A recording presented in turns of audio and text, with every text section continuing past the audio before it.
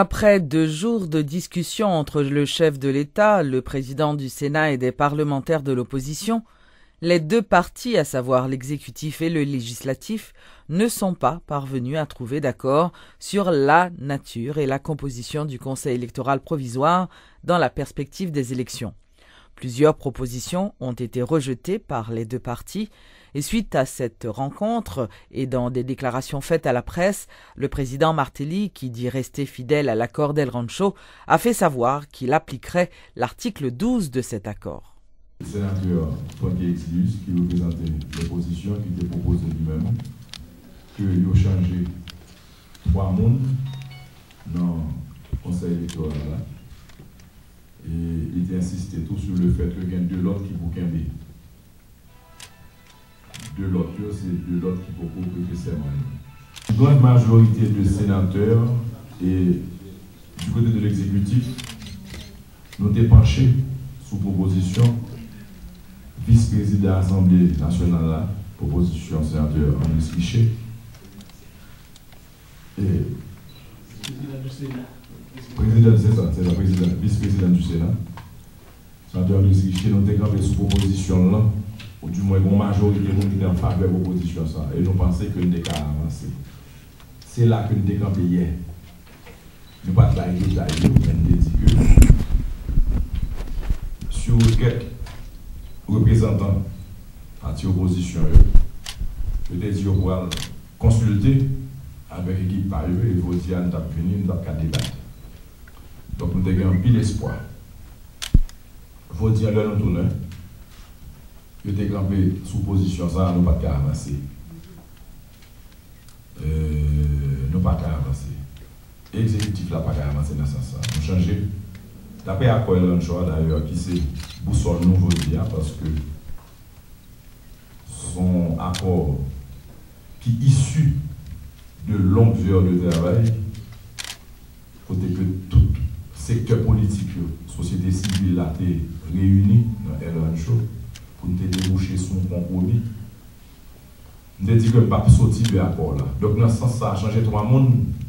Nous avons même que nous l'avons déjà. Parce que l'exécutif a changé au monde et de l'autre pouvoir a changé, chacun a changé au monde. Même quoi que le parti opposition a insisté pour que nous changions au monde dans le parti exécutif là. De côté par exécutif là, nous pensons que il y a longtemps n'a bail là pas quand on refrain, nous pas avancer n'importe quel genre. Surtout que nous faisons changer au monde encore dans le parti exécutif. Donc à ce niveau, moi j'étais même d'accord pour continuer à bailler. Mais de l'autre côté, par exemple, moi j'étais d'accord pour faire un barrage que Paris doit faire. Parler avec, par exemple, la Chambre des députés pour voir si au cas dans le monde que vous avez choisi au niveau du Parlement, entendre avec le Sénat de la République. Puis, on va nous non, parce que déjà, pour les gens qui ne connaissent pas, presque pas connaissent, il y a de grandes difficultés pour que le Sénat de la République, avec la Chambre de députés, puis on entend, puis on voit un monde. C'est difficile pour entendre. Donc, nous sommes déjà engagés, nous sommes plus une majorité à la Chambre des députés. Nous avons fait des démarches pour nous faire. Ça, c'est une bail que nous avons en bail. Nous avons en bail tout. Pour nous interférer dans ce que nous doit faire dans le pouvoir judiciaire. Pour nous demander pour voir si on peut changer le monde. Parce que nous fait mon lettre officielle déjà et dit qu'on ne peut pas changer personne.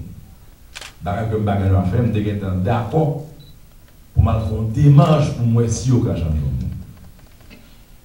Et sous l'intervention vice-président du Sénat, le sénateur Richelieu, qui a dit si nous avons changé le monde, c'est bien pas la gueule dans la rue, parce que ça n'a fait déjà pratiquement illégal. Moi-même, encore, je me dis, bon, je vais regarder pour voir si nous ne pouvons pas la gueule. Ça veut dire que nous sommes d'accord pour avancer sous plusieurs fronts, mais côté de ne pas entendre, non, c'est que les partis d'opposition, ils ont clamé haut et fort que le CEP n'est pas crédible. Dans le CEPA, c'est 3 personnes seulement que nous nommons. Après ça, le Parlement nomme 3 personnes. Après ça, pouvoir judiciaire nomme 3 personnes. Donc, si le Parlement pense que les gens ni nommés ou pas crédibles, parce qu'en partant des fonds de travail peut-être trop vite, dans un premier temps. Parce que moi-même, je n'ai jamais besoin de changer le monde par mieux. Même toujours changer pour me faire plaisir. Deux positions qui étaient hier, ils étaient même pas arrivé à concilier pour arriver à une issue favorable qui a traversé le pays dans l'élection. C'était devoir non pour nous informer, puisque nous disons que cela, quelque chose à gagner dans l'informer, c'était devoir non pour nous informer. Et comme nous dit, pour nous, on a parlé là pour gagner une entente. Peut-être à soi, capable de changer toute bagaille. Le responsable de la force patriotique pour le respect de la Constitution FOPARC, Rony Timothée, a été relaxé ce mercredi, peu après son audition au cabinet d'instruction par le juge Sonnel Jean-François.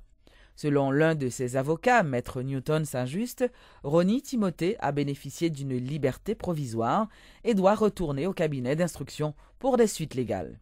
Mercredi, Timothée Rony, Biron Odigé, Assad Volsi, Yab devant juge Sonnel Jean-François pour continuer à poser aux questions parce que les questionner des victimes déjà, des gens qui ont vite machine écrasée, il faut nous dire, parquet a voulu poursuivre monsieur pour incendie, pour destruction, mais dans le procès verbal constat que nous voyons devant le juge là, pas un juge de paix qui dit qu'il a constaté une machine brûlée, ou bien quel que soit bagage la boule. C'est-à-dire que c'est des accusations fantaisistes et témoins. Alors, victimes, ils ont déjà, pas jamais dit au théorie à Assad Volsi. L'accusation, mais.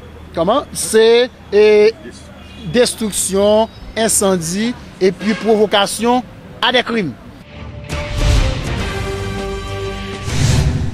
La position occupée par Haïti dans le dernier classement de l'organisation internationale Found for Peace sur l'index des États en faillite n'est pas la réalité.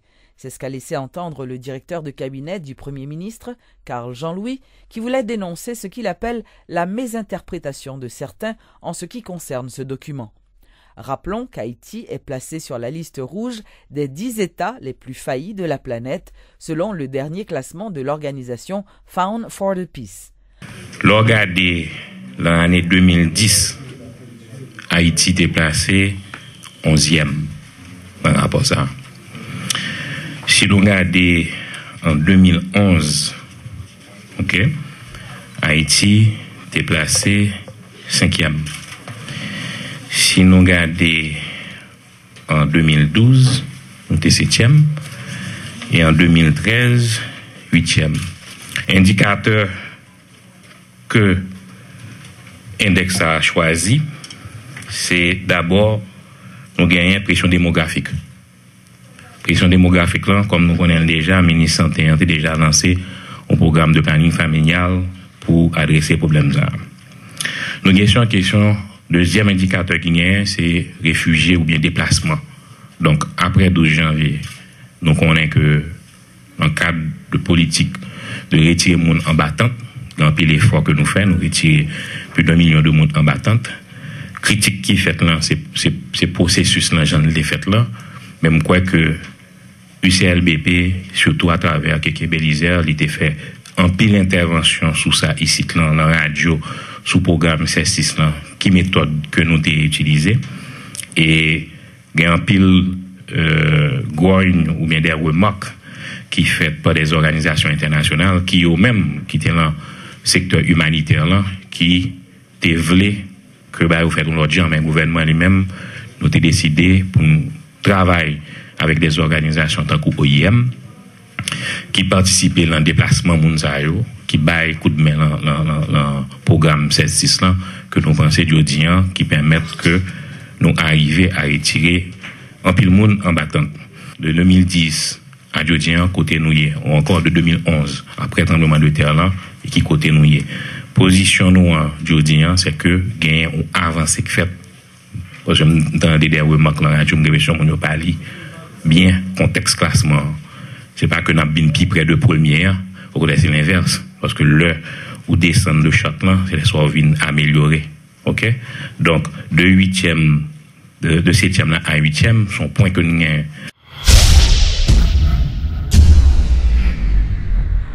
L'aménagement des bassins versants est au cœur d'un forum de 2 jours réalisé par le ministère de l'Agriculture grâce à l'appui de la coopération française. C'est une occasion pour des experts étrangers et haïtiens de partager leur expérience dans la gestion des bassins versants.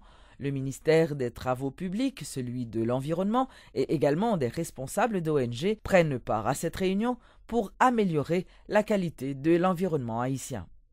Pour sortir de cette spirale infernale, cela commande une claire volonté politique de l'État pour mettre en œuvre des programmes axés sur le développement des zones rurales à forte potentialité, avec comme objectif fondamental l'amélioration des conditions de vie de la grande masse paysanne.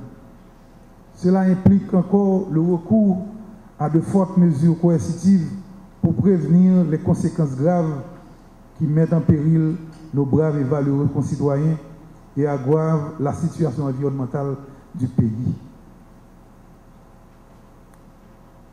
Mesdames, Messieurs, ce forum pour nous est d'importance. Les résultats ciblés s'agissant de proposer une base scientifique de gestion de l'eau et de valorisation des sols à l'échelle des bassins versants, de proposer des éléments de politique d'accompagnement et de renforcement des capacités, d'aider à la définition d'un cadre pour mieux orienter les interventions des partenaires techniques et financiers nous intéresse au premier plan. L'électricité d'Haïti, EDH, fournira l'énergie nécessaire à l'occasion de la Coupe du Monde de football. C'est la garantie donnée par le directeur de cette institution, Jean-Hérol Morose. Toutefois, il dit compter sur la collaboration de tous ses abonnés pour gérer utilement le courant en cette période de Coupe du Monde. Nous prenons disposition au niveau EDH et même au plus haut niveau de l'État. Le président de la République a impliqué là-dedans, le Premier ministre a impliqué là-dedans pour nous assurer que nous couvrons tout pays pendant le mondial là. Parce que c'est une fête normale pour tout Haïtien, c'est un bon son bar, on a passé dans n'importe quoi, où tout le monde a coincé corridor un petit poste télévision, avec que et ça le courant électrique là sont un élément qui est très important pendant le mondial là. N'a travail pour nous ouais, si nous sommes capables pour ton amélioration, mais amélioration pas venir pour compte lui, la population pour participer avec. Samedi là-dedans. Et lorsque pendant le match, moi-même j'ai souhaité que tout le monde essayer, bon, je pense que son bail normal, à regarder les matchs en groupe. Et je pense que son bail normal, moi, je ne regarde les matchs contre moi, je regarde les matchs avec un groupe d'amis. Ça veut dire que. Surtout si vous fanatiques. Bon, je ne vais pas plus. Mais normalement, lorsque on regarde les matchs là, nous, 10 personnes, nous n'avons pas 10 télévisions pour nous regarder les matchs là. Donc, ça a déjà fait un poids sorti sur le EDH.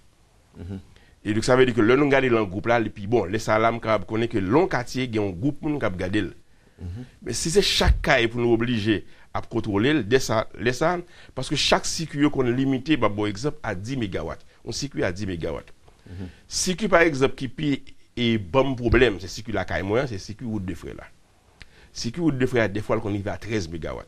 Et là, il va à 13 MW, on est obligé de retirer route de frais là-dedans. Parce que c'est route de frais qui a plus de problème. On retire ça m'a obligé de tant de charge la baisser sur route de frais, moi quitter. Si mon route de frais, mon nakay moi dans zone nakay, si mon a besoin de télévision, faut et pendant mondial là, faut débrancher tout grand majeur courant. Mais son type opération demandé pendant 2 heures de temps. 2 heures de temps, 3 heures de temps débrancher freezer. Si frigidaire est en forme, débrancher. M'a bailler tout le monde courant, m'a tester tout le monde. Mais au fur et à mesure, dans le dispatching, nous pourrons contrôler les charges là pour augmenter. Depuis l'augmenter, nous pas qu'à Kimbel, nous parlons de blackout général, nous avons coupé ces cuillères.